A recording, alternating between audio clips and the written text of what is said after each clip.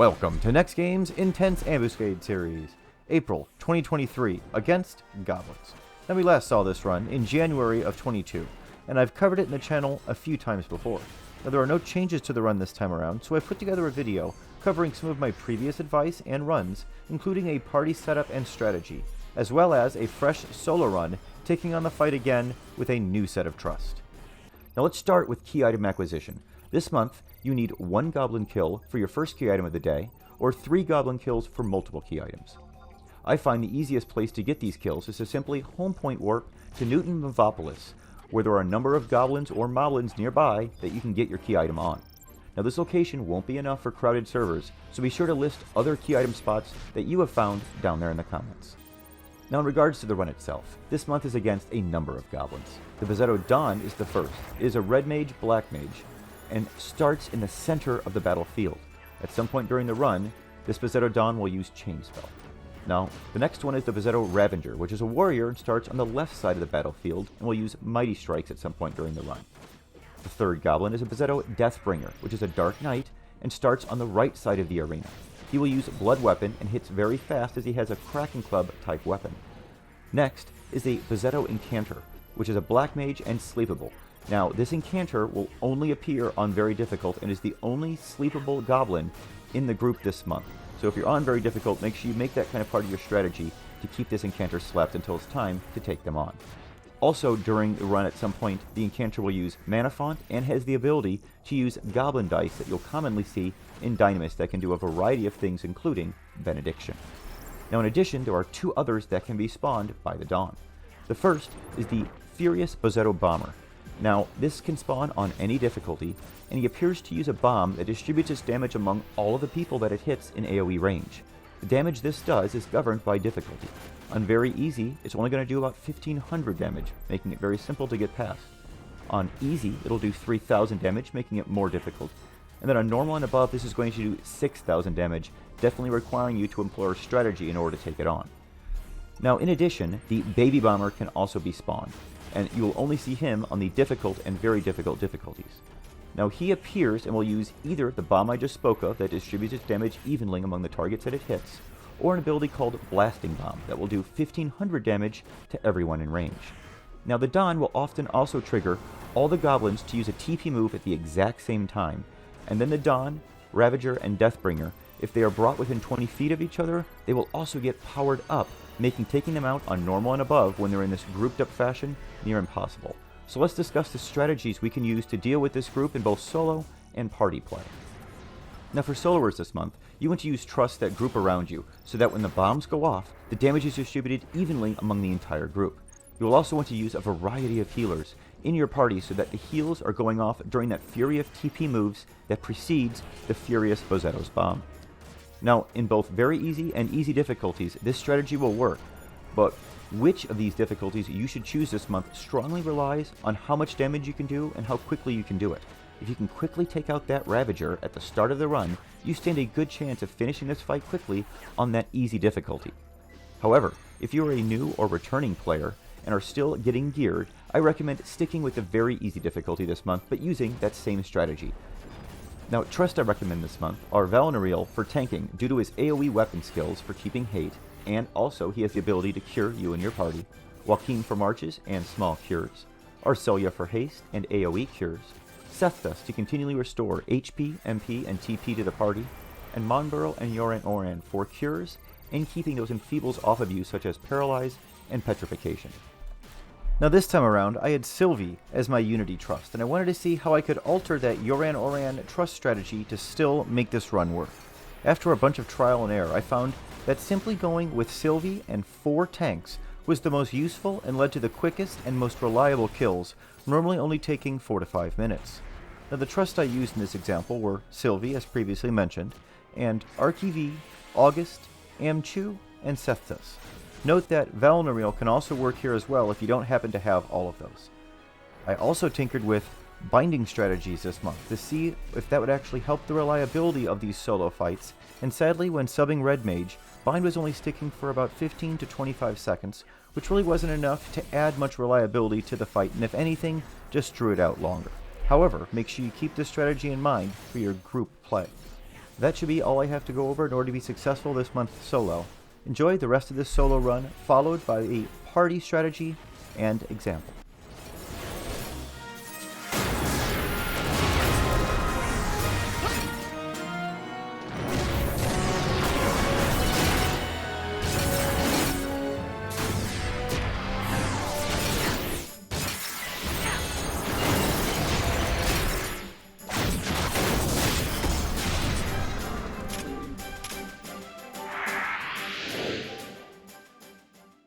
For most groups, I recommend starting with the normal difficulty to get the strategy down, and then moving on to the difficult difficulty.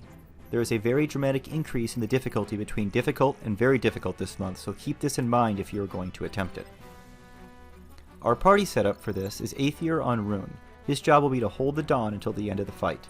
Previously, we also had him holding the Incanter, but the hate on the Incanter was very weird in previous fights, so we're going to choose to kill him straight away this time. Fruit Cups is on Core, and Chimax is on Warrior. They will be our main source of damage for this fight. They will be SCing with an Upheaval and Savage Blade light skill chain. Brabion is on Geomancer, and he is here to keep us all alive and help with overall damage. He will be busy, as even though his main goal is to help the DD on the mob they are currently killing, he may need to run to one of the tanks to cure them or get paralyzed off. Lithinde is on White Mage, and while she can help cure people at times, her main goal for the fight is to silence the Dawn and to make sure that the bombs he throws go to her in the middle of the arena. She will then get up, cast Re-Raise, silence the Dawn again so that his next bomb also goes to her.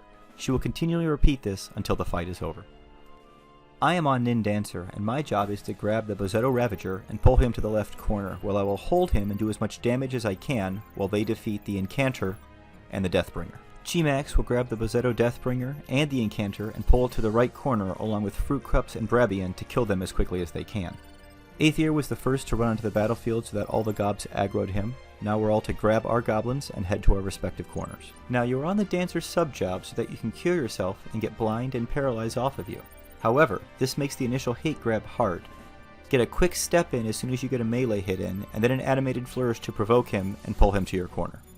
On the normal and difficult difficulties, accuracy wasn't an issue, but I definitely recommend an accuracy setup with more than 1600 for this on very difficult, as otherwise you may have difficulty consistently hitting the Ravager.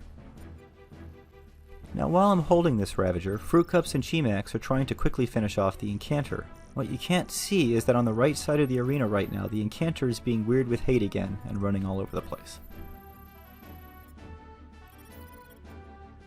The Incanter is actually refusing to leave the side of the rune right now, so Brabion decides to drop a bubble in the starting corner, and the DDs try to quickly finish off that Incanter. I considered here repositioning so that I could take advantage of the Geo bubble, but then decided not to, as I didn't want to risk the chance of adding another goblin to that group of goblins over there and making them all stronger. Sorry that there's no game audio for this part. I accidentally recorded our Discord chat in the video for this fight and had to mute it to remove that. I'll figure out a way to do this in the future so that I can still do party setups and not record Discord chat. Now right here you can see just how odd the hate on the Incanter is. I think he's actually coming for me right now when I haven't done a single action to him the entire fight. Remember, you can sleep the Incanter, so if your group has that option, that should make the Incanter part of this fight easier on very difficult.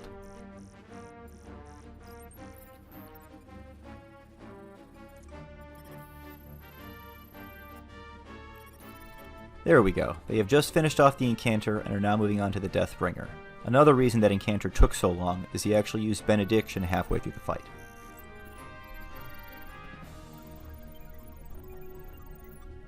Since the bubble was down and they had already killed one in that spot, they went ahead and tried to finish the Deathbringer there as well.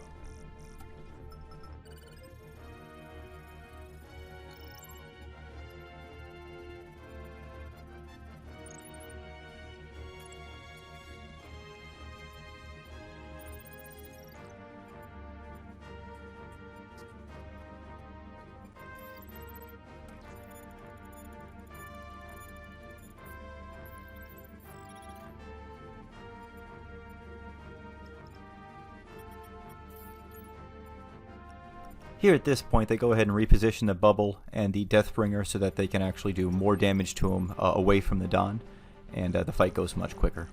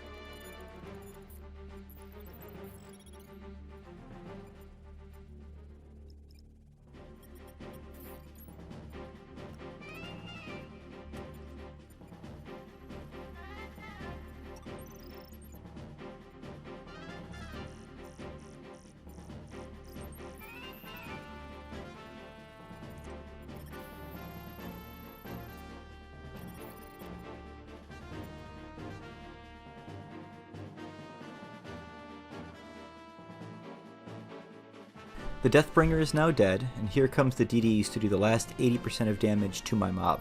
At this point, I'll stop weapon skilling to make sure they can get in their skill chains.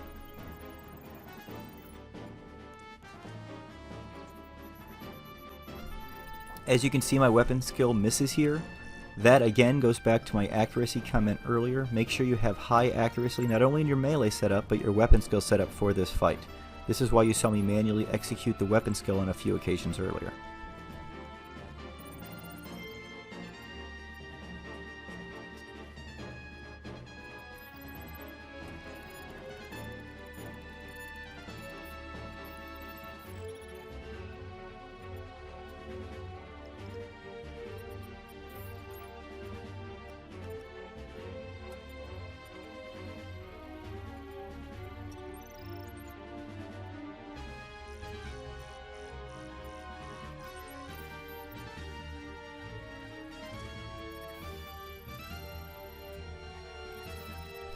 They sadly pull it off me here and almost die, so note for other ninjas trying this, make sure you save up your finishing moves for this part so that you have animated flourishes ready, and therefore provokes ready, to keep hate during this last stage. Okay, just the Don left. Be sure not to get too close to Lithinde, who is taking those bombs, and let's go ahead and finish this fight.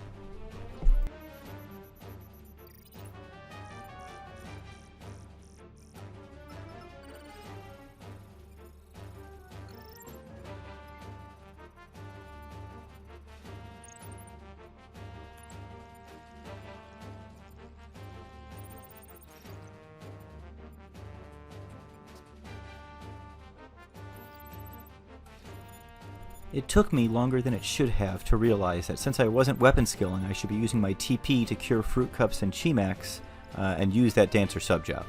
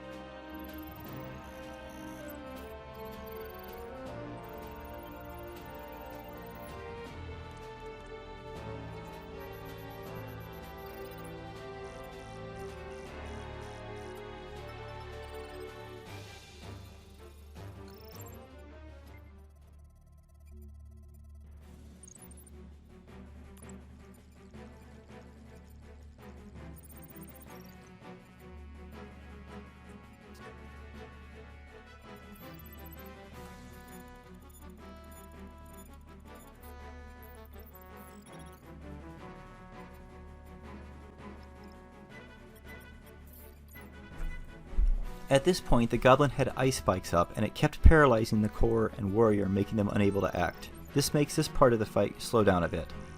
The core even turned around so that he could get rolls up without being paralyzed.